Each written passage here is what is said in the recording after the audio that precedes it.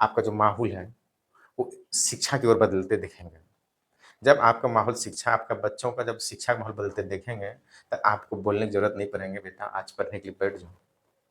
उन्हें खुद अपने आप लगने लगे, "नहीं, ये मेरा काम है, ये मेरा कर्तव्य है, मुझे पढ़ाई करना है।" हाय फ्रेंड्स, आप लोग कैसे हैं? उम्मीद करते हैं आप लोग स्वस्थ हैं और मस्त हैं। आज आप सभी के बच्चों के बारे में बात करने के लिए आए हुए हैं। बच्चों को सबसे पहले प्यार चाहिए, तभी बच्चों में सुधार आएँगे। क्या चाहिए? पहले बच्चों में प्यार चाहिए, तभी बच्चों में सुधार आएँगे। आज के दौर में हर पेरेंट्स चाहते हैं, उनके जो बच्चे हैं, सुधर कैसे जाएँ? सुधार चाहते हैं हर पेरेंट्स। बच्चों का भविष्य केवल शिक्षा से नहीं होता है। बच्चों का भविष्य केवल शिक्षा से नहीं होता है, बल्कि उनके अच्छी परिवेश भी होनी चाहिए, बच्चों को सुधार करने के लिए। जिस तरह आपका बच्चा जिस परिवेश में रहेंगे, उसी तरह आपका बच्चा ढलते जाएँगे धीरे-धीरे। इसलिए आपके बच्चों को सबसे पहले अच्छी परिवेश मिलना चाहिए। बच्चों को जब अच्छी परिवेश मिलते हैं, उनका जो रहना, रहन-सहन, बातें करना एक अलग तौर तरीका से रहता है, जिससे कि बच्चों में पॉजिटिव सोच उत्पन्न होते हैं। यदि परिवेश अच्छे हैं तभी पॉजिटिव सोच होंगे। अगर यदि परिवेश नकारात्मक हो, तो उनका सोच भी धीरे-धीरे डेवलप उसी तरह होगा नकारात्मक की ओर। तो आज का जो टॉपिक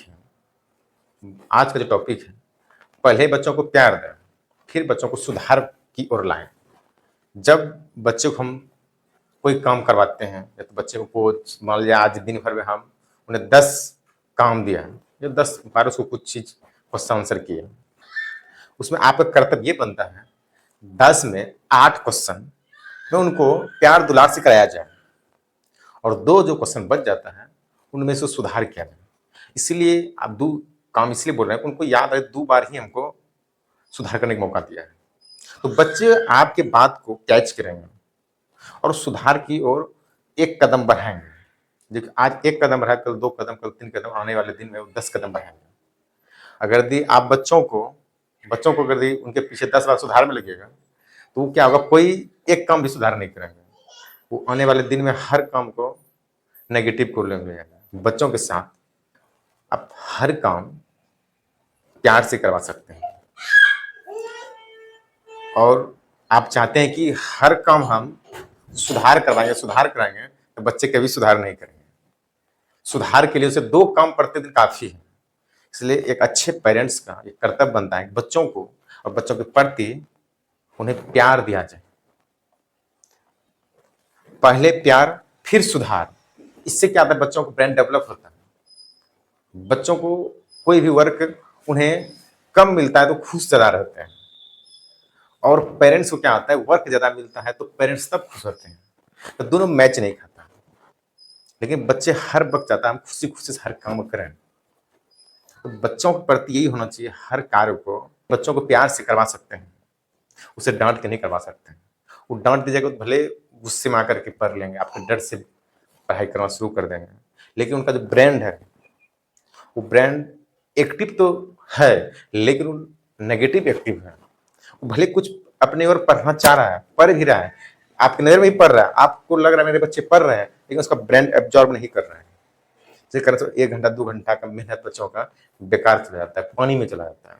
मतलब जिस तरह उसका वातावरण ब्रेन काम करते हैं, उसी के अनुसार वो बदल जाते हैं। इसीलिए कहते हैं अभिभावक को, आप आप अपना विचार बदलिए। आप विचार बदलेंगे, बच्चों के संस्कार बदलेंगे। जब बच्चे के संस्कार बदलेंगे, बच्चे को उज्जवल भविष्य होंगे। बच्चा का संस्कार तभी जल्दी विकसित होता है, जब उनके पेरेंट्स बच्चों को विकसित करने जान जाएँ।